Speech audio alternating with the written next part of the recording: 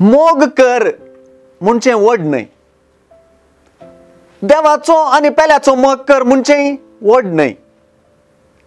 कित्याक गी सुवार्थेंत हाच्या गी चड विचारला अशें दिसता. सुवार्थेंत सगळ्या तुझ्या काळजान, सगळ्या तुझ्या आत्म्यान आणि सगळ्या तुझ्या मनान सर्वेच परासो तुझ्या देवाचो मोग कर म्हणच्यात मोग करपाक सगळें काळीज, आत्मो आणि सगळें मन मेळयलां. हातून एका तराची संपूर्णताय आसा.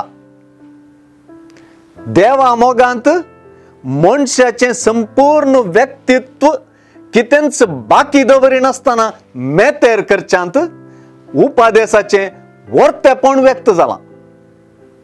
पेल्याचो मोगय अशेंच.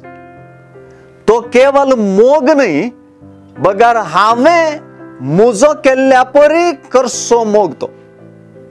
अशें पळयल्यार पेल्याचो मोग करच्या पयलें हांव म्हजो कितलो मोग करता म्हणलें सोदून काडूंक हांगासर उलो आसा.